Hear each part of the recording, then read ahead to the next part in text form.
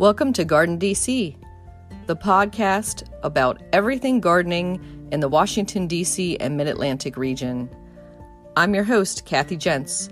I'm the editor of Washington Gardener magazine, and we're aimed at gardening enthusiasts, people who grow everything from edibles to ornamentals, natives to exotics. If it grows in our area, that's what we talk about.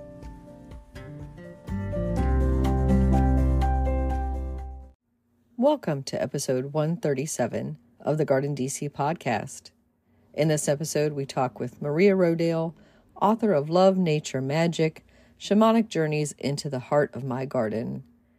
The plant profile is on Northern Spicebush, and we share what's going on in the garden, as well as some upcoming local gardening events in the What's New segment. We close out with Dr. Allan Armitage, who shares the last word on sun or shade-loving plants. This episode, we're joined by Maria Rodale. She is an author, artist, activist, and recovering CEO. Welcome, Maria. It's great to be here. Thank you for having me, Kathy. Thank you for joining us. And above all those hats that you wear, Maria, you are speaking to us on the GardenDC podcast because you have a brand new book coming out on February 21st, 2023, entitled Love, Nature, Magic, Shamanic Journeys into the Heart of My Garden. And you've written a few books already, but this is the one we're going to delve into with you today. Excellent. I'm looking forward to it. And before we do that, Maria, on the GardenDC podcast, we always like to ask our new guests, were they born with chlorophyll in their veins and a green thumb? I do think I was, actually. I do think I was. And so you come from a legacy of gardeners and a renowned one at that. So maybe we should let our listeners know a little bit about your background and family and how you came into the horticultural world. Right. Well, I was born on the organic farm. Some would consider it the first official organic farm in America. My grandfather was J.I. Rodale, who founded Organic Gardening magazine in 1942, and my parents lived on the same farm.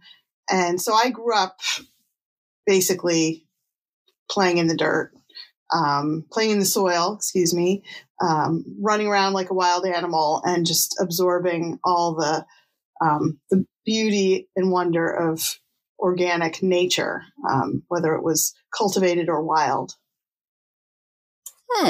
And then did you pursue a degree in horticulture? Well, no. Was part of the family that had a publishing business. And we were encouraged as kids to go in that direction rather than in a scientific direction. Although, my personal passion has always been gardening. It's what I've done to kind of survive while running a business and growing up in a family business. So my degree from college, I have a double degree in communications and art. So I've always been interested in art and gardening and using nature as a creative medium, if you will. But because of the family business situation, I went into business, and now I'm recovering because we sold the business 5 years ago.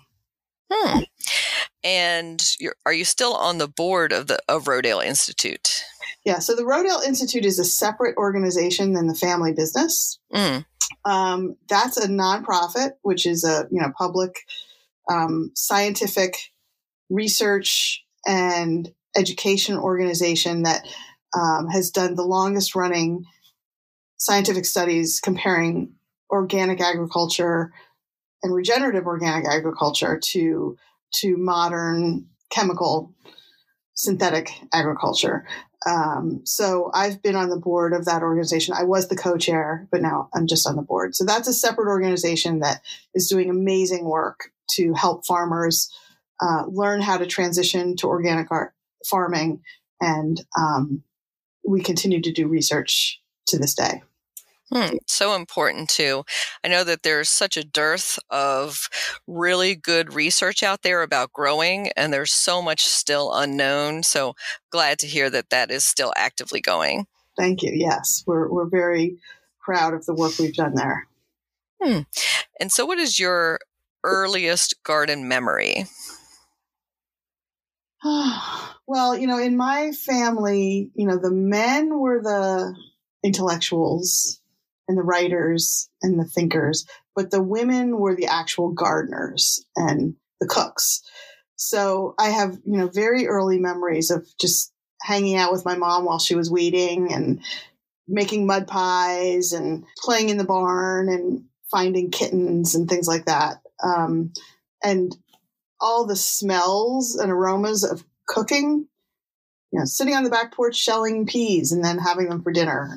So all those gardening, farming, eating, cooking memories are deep in my soul. I can imagine. And so you live right now not too far from that original farm. And can you describe for listeners where you are in Pennsylvania in relation to some major cities nearby and what that growing climate is like? Yeah, so I live in the woods near in Bethlehem, Pennsylvania, which is about an hour from Philadelphia, 2 hours from New York City in the Lehigh Valley. My microclimate where I live is, I live at about 900 feet elevation. So at my house, it could be snowing and I have 6 inches of snow and I go down to the bottom of the hill and it's, raining or ice. So I'm a zone 6, tons of rocks. All the roads around me have rocks in their name. I live near Big Rock Park. So it's an adventure. I do love the Lehigh Valley, and I love all those original stone houses. But every time I go to Pennsylvania and see them, I'm like, so gorgeous. But then I remember each one of those was probably hand dug from a field to clear it for growing. And that's why you have the beautiful stone fences and stone buildings. That's right. And so the soil is, I would assume, a little bit clay, but probably more rocky. Yeah, I mean, it's where I live. We actually built a house from scratch, and it had been, kind of a brambly. It had once been a farm field, but allowed to go feral, and so the soil was actually pretty good. The hardest part was the compaction from all the construction vehicles. So, I've brought in some soil for my vegetable beds and kind of worked on the soil. I've lived there now probably almost 20 years. So I've really worked on building the soil up and everything. I don't have any problems with things growing. It's nice. So you're growing vegetables. Are you growing any ornamental plants or others? Oh yeah. My passion is actually landscaping. Because of my art background, and my love of like scented flowers, if I had to choose one thing, it would be landscaping. But then I also I studied permaculture with Bill Mollison about 27 years ago, and so I've really integrated edibles into all my landscaping. I just enjoy kind of experimenting, packing things in, trying different things. But my primary mission is to kind of create a beautiful habitat that feeds everyone, including the wildlife. Mm-hmm. Sounds gorgeous. Thanks. So that brings us to not just feeding wildlife, but feeding the soul and your new book. And let's see, what brought you to writing it? Your previous books have been pretty much straight gardening type books, and this one seems like a little bit of a departure. Right. So, I wrote a gardening book in 1997, which I really enjoyed because I loved it. It's nothing like writing a book to help you learn everything you need to learn. So I learned a lot from that. I've written a few other books. I wrote Organic Manifesto in 2009, and that came from really trying to answer for myself the questions, how did we get to this situation, that we use chemicals and what's better, local or organic, and, what can we do and how can we use the information we've learned at the Rodale Institute about what works and what doesn't work to help people understand how to farm better and solve the climate crisis. And then, we sold the company. I wrote a cookbook, Scratch, which was based on 9 years of blogging at Maria's Farm Country Kitchen. And I had all these recipes and I was like, okay, let's make a cookbook. And that was wonderful. But then we sold the company and I was like, now what? Who am I now? And what do I want to do with my life going forward? And I had always been a very, what I would say, secretly spiritual. Read every book on religion and the history of religion that I could, explored all the different alternative religion things, and was kind of, the classic seeker. And the thing that really resonated with me the most was when I started studying shamanism and shamanic journeying, because that's a way to have a direct experience in kind of traveling to the spirit realms and exploring and learning that way. And it's an indigenous practice that has roots all over the world. Every culture has some sort of shamanic history to it and practice. And so I had been doing that on my own. I'd taken a few courses and learned about it. And using it more for like trying to understand what to do with the business, figuring out how to have better relationships with people, or just, out of curiosity. And then one day, early on in the pandemic, when I was like going to make my garden the perfect garden because I had all this time, I was struggling with trying to eradicate mugwort, which was this weed that was everywhere in my yard. And some landscaper had told me the only way to get rid of it was Roundup. And I was like, no way am I going to use Roundup. At the time, I was doing a weekly shamanic journey session with a bunch of women, one of whom is an actual shaman because I am not a shaman. And I thought, I wonder if I tried talking to this plant, if I would learn anything. And it opened a door to a whole new perspective on nature and myself and humanity. Really, it blew my mind. And, basically the message of mugwort was, plants rule the world. You're never going to get rid of us. We're here to communicate with you and to help you. So, pay attention to that. And that led me to doing a lot of research on mugwort, not shamanic research, but just general research. And I realized, this is an incredibly sacred plant that has deep, deep roots in all of our cultures, whether it's the Korean culture, the Native American culture, or my own kind of odd culture, which is Pennsylvania Dutch. So in fact, it's used for smudging in a lot of these cultures, which is a way of kind of cleansing spirit with smoke.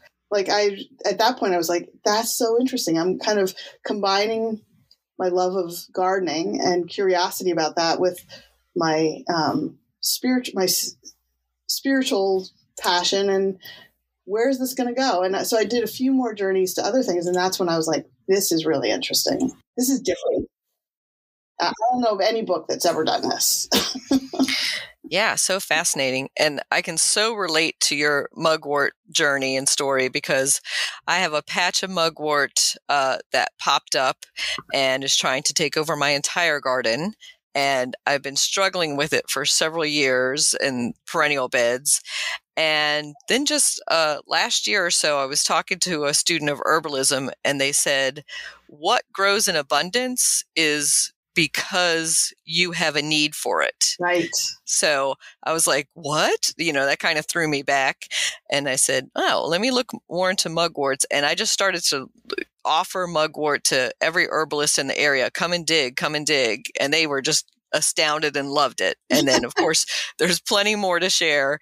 But now I'm, I've made my peace with it. I've found uses for it as you had. And, because it has culinary and herbal uses as well, but also I'm letting it grow, so it's great to hear about that. And I love what you said about writing to learn, because that is so true, that the more you delve into a topic and write about it, the more you uncover and the more you unearth. Yeah. And what I found is that the more interest I showed in learning about mugwort, the more things just popped up. This is where the magic comes in. It was like the universe or the mugwort spirit was like saying, oh, here, check this out, or you need to know this person. And so it became almost like a treasure hunt. It was really fun. Yeah, I love like those moments of synchronicity when things come together and you've like, I didn't know this and I didn't know I was looking for it and it just came to me. So that's wonderful to hear about. And so another plant in the book that could be considered, don't want to use the phrase gardener's enemy, but that's how a lot of people think of mugwort. But in that same turn, poison ivy is thought of as something to fight and get rid of. So can you tell us a little bit about your journey with poison ivy? So it started when one of my daughters lives on Cape Cod, and I went to visit her, and she's, like living in a house with a lot of kids, a lot of other kids. And like their whole front yard was covered with poison ivy. And I was like, this is a lot of poison ivy. And she was like, yeah, all the parents say that, but they didn't care. But I couldn't not care. So, I pulled all of it out. I pulled out like 4 giant garbage bags of poison ivy. And of course, then I got poison ivy. And that's when I was like, okay, what is poison ivy trying to tell me? And that was one of my most, I think, interesting journeys because, well, first of all, I didn't expect to actually meet the spirit of poison ivy, but I did. She's like beautiful, like 30 or 40 feet tall, all neon green, and very loving and gentle. And she told me that like their job, poison ivy's job, is to protect nature, protect the wildness, but also, remind us to pay attention, and not just pay attention to poison ivy, but pay attention to everything around us. And the other message I got from her that was really interesting is that, you don't really need to ingest a plant to experience healing from it. Just the act of communicating with a plant and like having a relationship with it can help to create healing. I love that the message from poison ivy was pay attention. I think we can all relate to that. And I'm not so poison ivy sensitive. I can probably rub it on my skin and not get it, but I still am hyper vigilant about it because I, wouldn't want a visitor to my garden to be exposed to it and get a rash. But, we can leave it where there might not be a high traffic area of the garden or where wildlife can enjoy it.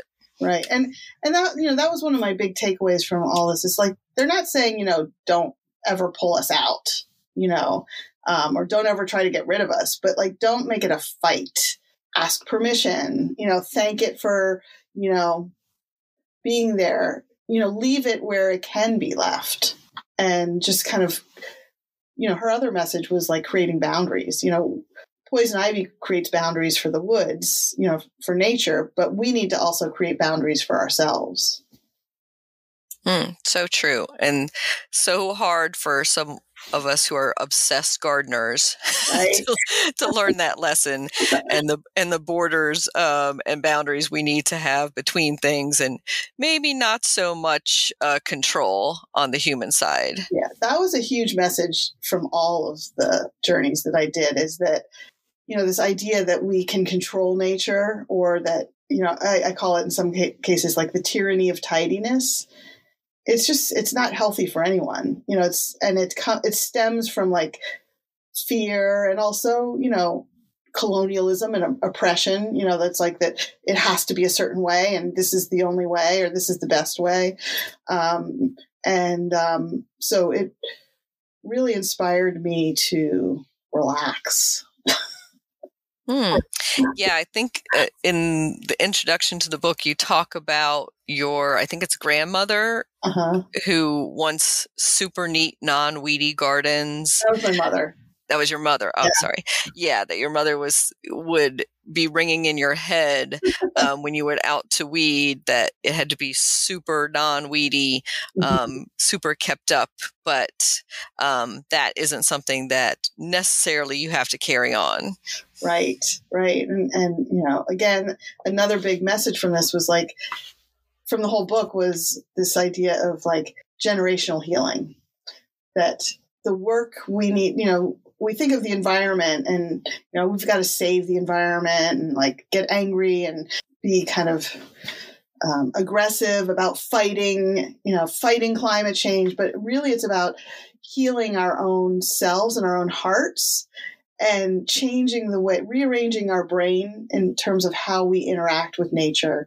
And then healing happens so easily and beautifully. It's not a fight, it's a dance. I love that. So I was looking at the cover of your book, and I think the artwork is just beautiful. And the two things that strike you the most when you look at it, the different layers of green, but also there's obviously plants and flowers shown in leaves, but there's a snake weaving its way in. So that brings to mind Jungian archetypes and what the snake means to people. What does the snake mean to you, Maria?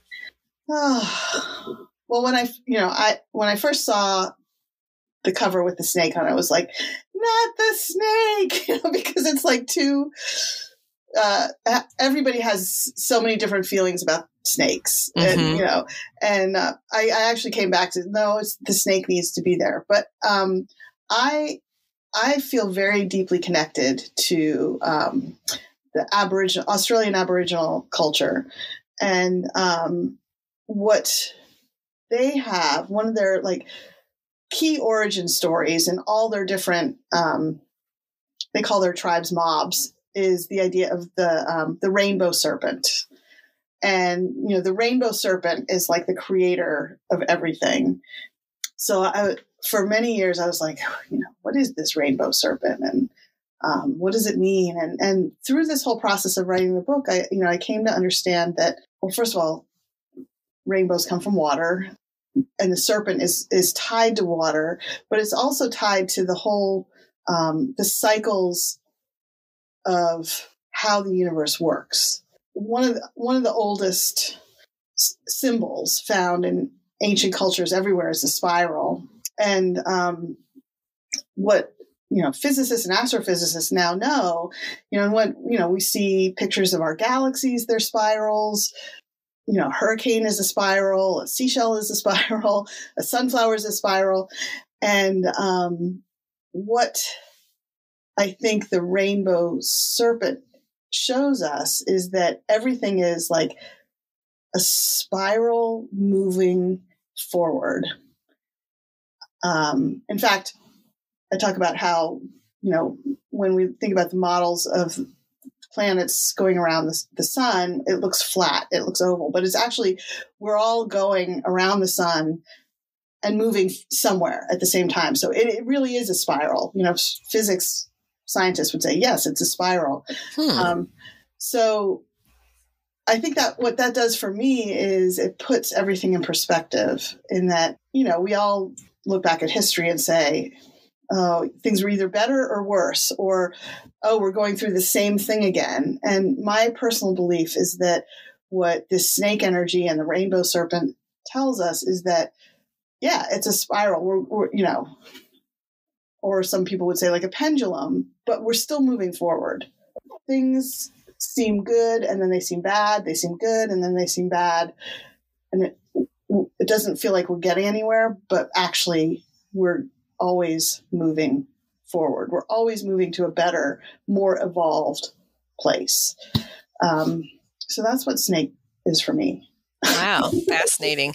Yeah, and I've been obsessed lately with the Fibonacci spiral and sequence, and that ties so well into there, and didn't even equate that with the snake. So I'll look at snakes in a whole different light now. Yeah.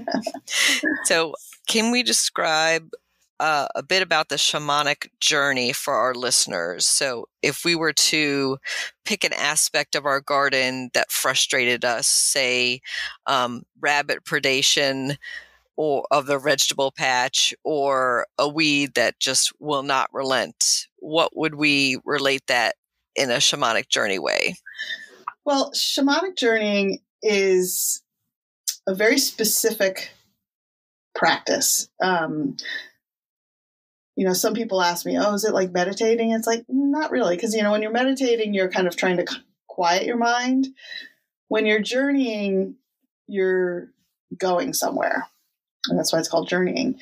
But because you're going to, quote unquote, other realms, whatever those are, we don't exactly know what they are.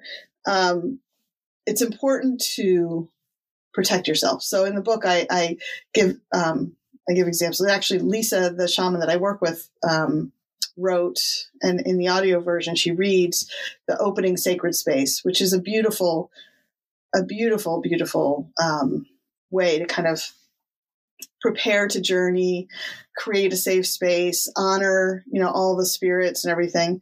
When I'm journeying for myself, I do a much shorter version. And it's basically like going to each of the 4 directions, and then, the earth and the sky, universe, and saying, please protect me, keep me safe, show me what I need to see. Let's say I want to, help me understand rabbits and what I need to know about rabbits. And then the key, the essential ingredient to a shamanic journey is a drum, the sound of a drum. And I use a drumming app. There's a couple different apps, but the one I use is by Mindful Bear apps. So there's a certain speed to it and a consistency.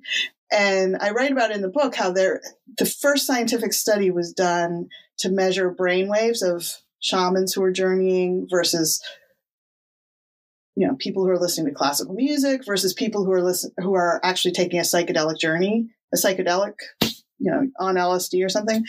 And they definitely proved and showed that when people are journeying, their brain waves radically change. So there's definitely something going on there. And, you can set them a timer for like 10 minutes. I usually do 20. Lisa thinks that's too long, but, I need 20 minutes. And you just kind of lay down, take your shoes off, close your eyes, get comfortable. I put blankets on and just surrender, to the sound of the drum. Typically you enter, visually kick it off by entering into what they call a portal, which is, a cave or a crack, those things in the bottom of trees, those holes in the bottom of trees that look like, hobbit doors. Mm-hmm. The little fairy entrances. Because you're kind of signaling to the spirit realm, I'm entering into your world now. Then, and I think it's different for everybody probably, but when I've, done it with other people, it's very visual for me. And I think for a lot of people, sometimes it's not. You kind of have to suspend disbelief. It's normal to question, like, is this working? Am I crazy? But, if you can quiet that part of your brain and just let it go, all of a sudden, things will start to happen. You'll be walking down a path, or you'll be jumping into water, or rabbit will show up and start talking to you. And not enough scientific research has been done to say, okay, if, 100 people do a journey to a rabbit, would they learn the same thing or not? But I think it's very tailored to you and the message you need to hear. Because these are your spirit guides who are trying to communicate with you. And I think they're mostly communicating through imagery. Like, I didn't even learn until recently that you could actually talk or ask questions during a journey. So now my journeys have become more conversations, but Before that, they were very visual. And then, when the drum stops, it calls you back with a speedy, faster drum beat. And at that point, you need to write everything down. Otherwise, it's like a dream. You might forget it. And then give thanks, close sacred space, and sit back and think, okay, what did this mean? And the other important reason to write it down is because it might mean something completely different 6 months from now or a year from now. So it's an interesting process. And I don't think everybody should feel they have to go out and journey now. This is just something I do. And the book isn't trying to say, you should journey and here's how to do it. It was really more, I journeyed and this is what I learned. And I think people might enjoy hearing it. Mm-hmm. Yeah, I think people would be interested in learning how and possibly doing it, but reading about your experiences can just be as, enlightening to them. And if they find it's like a little woo-woo, they're a little uncomfortable, they come from a religious background that says, maybe this doesn't feel okay for them, but they can experience it through you. Right. And the important thing, I do talk about this in the book, journeying and shamanism is not a religion. And nobody's trying to convert anybody. So you could be a Catholic priest and journey. You could be, a rabbi and journey. You could be just you'd be a Muslim and journey. It's not a religion. There's no gurus. There's no dogma. There's no rule. I mean, the rules are about staying safe.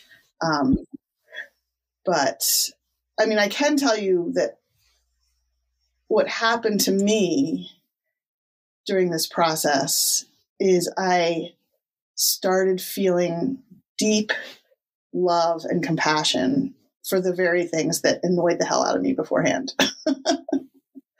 And that surprised me.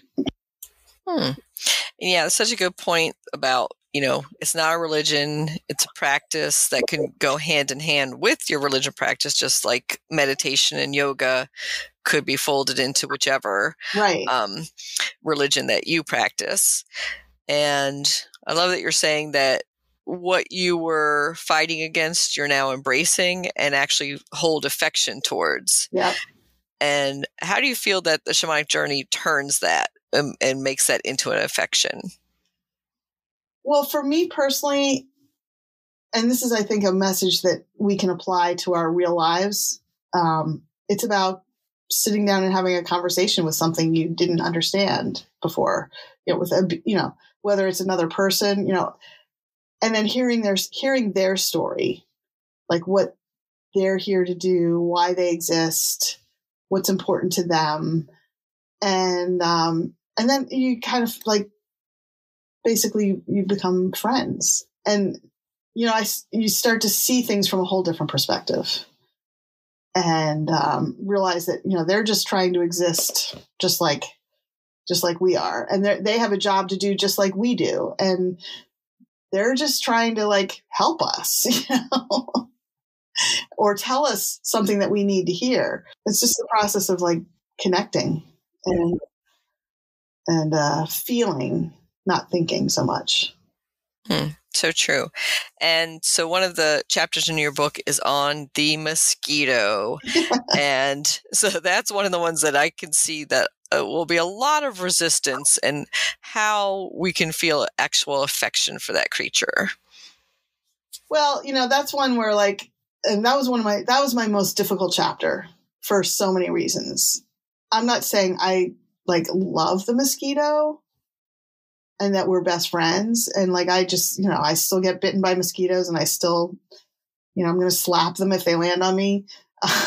But I think the important thing about that chapter is it really taught me a lot about how mosquitoes, how actually they're essential to the environment. Yes, they bite us and they cause disease, but their larvae actually keep the water clean, and their larvae and mosquitoes themselves are food for, an enormous number of species that if we succeeded in doing what the 1950s TV commercials for DDT said, well, we have now eradicated the mosquito. They literally said that. I mean, if you can watch the documentaries on it, we'd actually be eradicating ourselves. And that was a big message from the mosquito chapter. Terrific. And I was going to say that the book overall, the title, Love, Nature, Magic. How did you arrive at that title? I'm a journaler. I write journals. And I actually first used that phrase on a journal I wrote maybe like 11 years ago. Well, it actually, and that actually came from, do you know about the life mapping process where you answer like, okay, what am I good at? What do I love? What does the world need? And you kind of do a kind of a Venn-ish diagram. And I think I've always been obsessed with love. I've always been obsessed with nature. I think in the original Venn diagram, it was like organic, love, nature, organic. And I was like, people. But once I identified that, I realized that the closer you get to who you really are, the more authentic you are with yourself, the more magic starts to happen, the more easy things become. And like the universe tells you when you're doing the right thing. Like so for example, going back to Mugwort, if you're like when I was trying to like just kill Mugwort, it was not easy. It was hard. It was like a struggle. But the minute I shifted my view to like a more kind of questioning, open to learning, that's when the magic started. And that's when things became easy. So that's been in my mind for a long time. And I was like, okay, this is when I decided I wanted to write this. But the original title for the book I wrote was something like, 12 horrible, terrible weeds and what we need to know about them, what they want us to know. And I was like, because then I started talking to animals and bugs. And and then I was like, oh, love, nature, magic. That's what really this is about. And who are some of your biggest influences, both in the garden and out? From a writing perspective, Michael Pollan has been a huge influence on me. As a reader, and kind of like if there's a writer's spirit guide to this book, it's Bill Bryson. He's like a really funny writer who teaches you stuff but tells you funny stories along the way. From the environmental and gardening space, I mean, Bill Mollison, I studied with him directly. He was like an amazing character of a person. All the people who worked in the organic and regenerative space are important. Artists like Bruce Springsteen, painters. I mean, I get my influences and I'm a very eclectic person. And my family. I mean, my grandfather, my father, my mother, my grandmother, they were huge influences on me. And since you mentioned Bruce Springsteen, I'm picturing you writing your book, the actual, butt in the chair, front of the computer, writing. Do you have music on in the background? And if so, what are you listening to? I actually tend to, when I'm writing a book, I do not like to listen to music because it's kind of like trying to write a song while you're listening to music, like I need the silence because I'm listening to the music of the spheres, but I am a huge music lover and I go through these like crazy phases. And right now I'm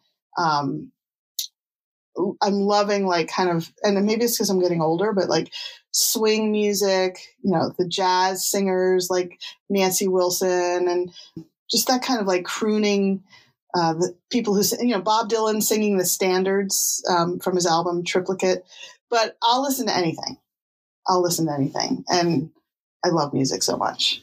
I have tickets to see Taylor Swift. I'm really excited about that. Wow.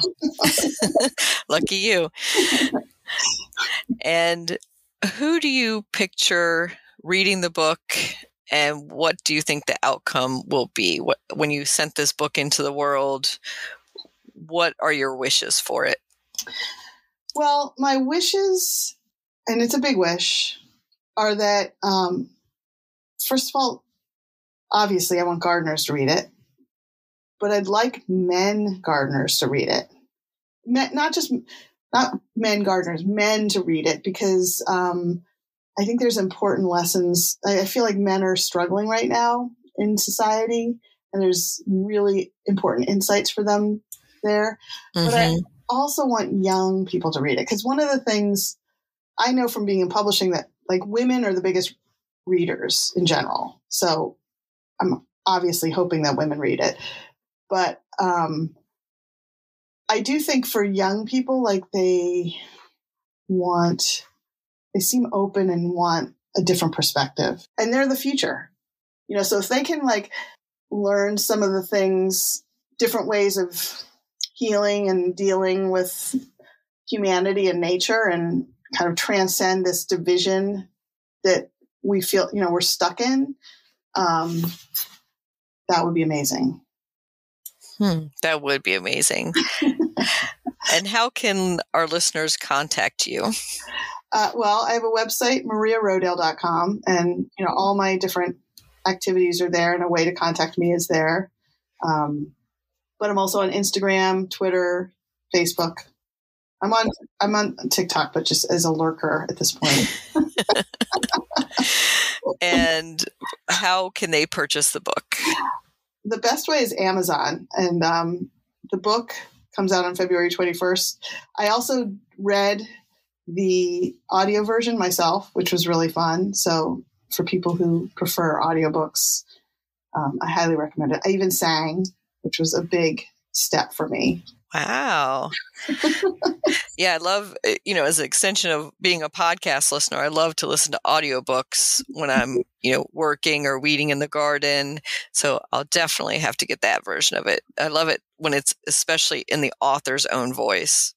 Thank you. Yeah. The one thing about the audiobook, though, that it doesn't have all the resources at the back. So I give a lot of resources, whether it's for, learning about shamanism or gardening resources. You have to buy the book for that. Okay. So we'll have to buy both versions out there, listeners, the audio and the print one, and maybe a few as gifts as well. That's right. Please. Thank you so much for joining us on the GardenDC podcast, Maria, and for sharing your love of nature and magic and your shamanic journeys. Thank you so much. It was a pleasure.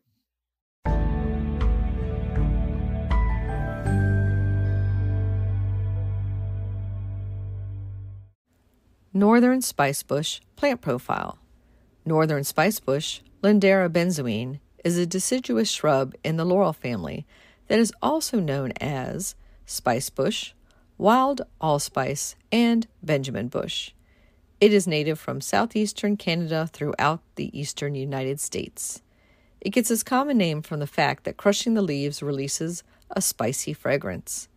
In early spring, the plant is covered in small yellow flowers, then it leaves out. In the fall, the leaves turn an attractive yellow color and red drupes or fruits appear along its branches. It is dioecious, so a female plant needs a male one nearby in order to produce fruit. It can grow to between 6 and 12 feet high and wide. It is an understory plant that prefers part shade and moist, rich soils near stream beds and ponds. It is hardy from zones 5 through 9. The plant supports spicebush swallowtail, as well as the Palmatus swallowtail butterfly and other pollinators. The fruits are eaten by migrating songbirds, and deer eat its leaves and twigs. Northern Spicebush, you can grow that.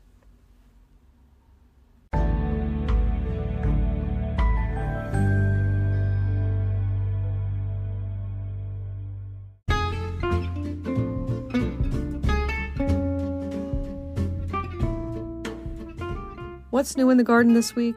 Well, I took advantage of one of those mild winter days to go over to the community garden plot and see what was happening, and I was pleased to see the garlic is up and green and about 4 inches high, so exactly where it's supposed to be at this time of year.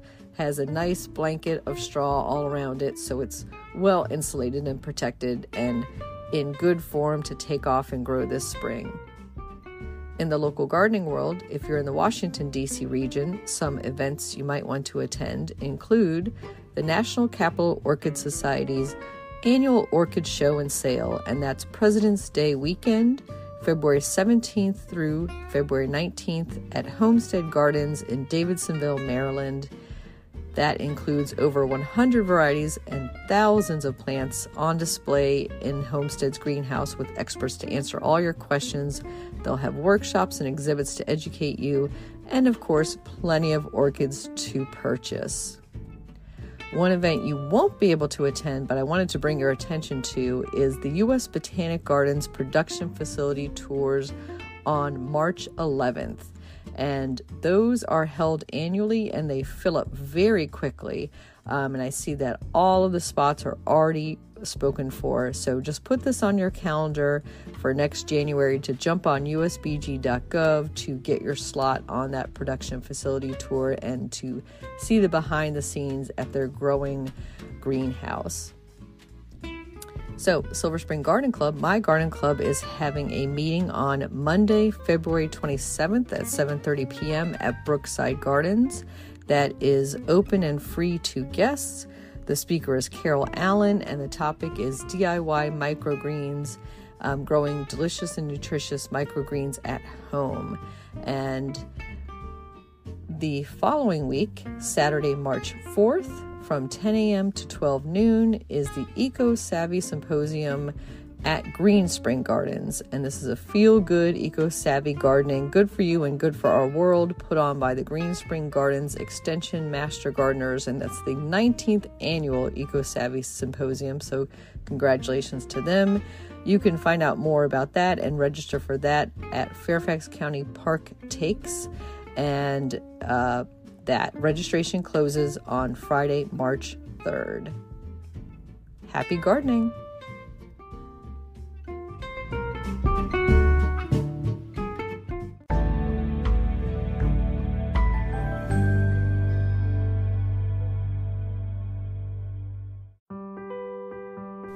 Get low-maintenance alternatives to lawns with the new book Groundcover Revolution by Kathy Jentz. Reducing the lawn is among the biggest trends in homeownership, with an endless stream of homeowners looking for an eco-friendly alternative to a traditional, everyday grass lawn. In the last 3 years alone, over 23 million American adults converted part of the lawn to a natural landscape, and now are looking to do even more. The biggest challenge to adopting this new ideal of the perfect lawn is knowing how and when to replace your turf and which plants are the best ones for the job. Groundcover Revolution is here with all the answers you need. Included are 40 in-depth profiles of plants that are perfect choices for replacing a grass lawn. There are options for sun, for shade, for dry and wet sites, and for various climates around the globe. There are choices that bloom, options that are evergreen, and selections that are deer-resistant. Author Kathy Jentz has also included an incredibly useful chart that gives you all the details on each of the 40 choices for quick reference and to make your ground cover selection process even easier. Whether you want to replace the entire lawn or just reduce the amount of land dedicated to turf, Ground Cover Revolution will help you usher in a new and improved idea of what a beautiful lawn should be. Available at bookstores now and also at Quarto.com, where you can get 30% off using discount code GARDENING30.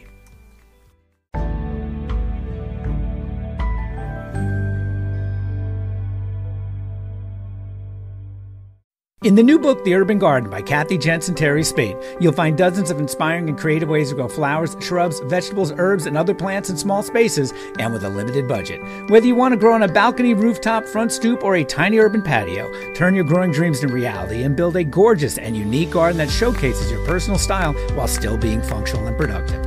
With the ingenious ideas and resourceful tactics found here, you'll be maximizing yields and beauty from every square inch of your space while also making a lush outdoor living area you'll crave spending time in. Whether you're growing edible plants or beautiful flowers, the 101 amazing growing ideas found in the Urban Garden will Turn your tiny urban yard into a treasure trove of green you'll be proud to share with family and friends.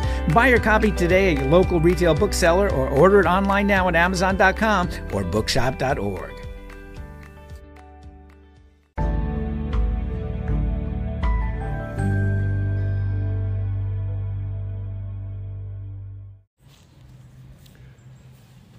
Well, good day, everybody. It's Dr. A back in the garden with the last word. And today's last word has to do with common sense gardening, which you have perhaps heard me speak of before. Gardening should not be brain surgery or rocket science. It should be fun. And having fun in the garden means that we just look at this thing as sort of, what can we do to make it easy? I am sure many of you, in fact, people who are listening to this, have been asked time and time again about a plant, whether it's shade-loving or sun-loving. So let's talk a little bit about this topic of sun and shade, and I'll give you my last word. First of all, there is no such thing as a plant loving anything. If we replace the word loving with the word tolerant, then we talk about shade-tolerant and sun-tolerant plants. All you have to know, or all you have to reply to somebody who asks you about sun and shade, is that a sun-tolerant plant on the label or from the nursery tolerates full sun most of the day. A shade-tolerant plant simply does not tolerate, to make it simple, afternoon sun. Western exposure, brutal sun in the afternoon. A shade-tolerant plant will tolerate almost all sun in the morning, till noon or 11 or whatever you want to talk about. But this whole shade-loving and sun-loving is nonsense. Just think of, is the plant shade-tolerant or sun-tolerant? And all a shade plant means is that it does not tolerate afternoon sun. That is my simple way of looking at sun and shade, and that is my last word. Hope you enjoy. Come see me in the garden. This is Dr. A. Have fun.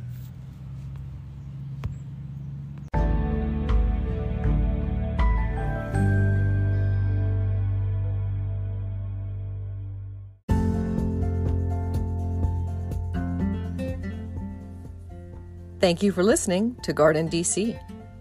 You can become a listener supporter for as little as 99 cents a month by going to anchor.fm/GardenDC/support. Another way to support this podcast is to subscribe to our monthly digital publication, Washington Gardener Magazine. To do so, go to WashingtonGardener.com. Thank you.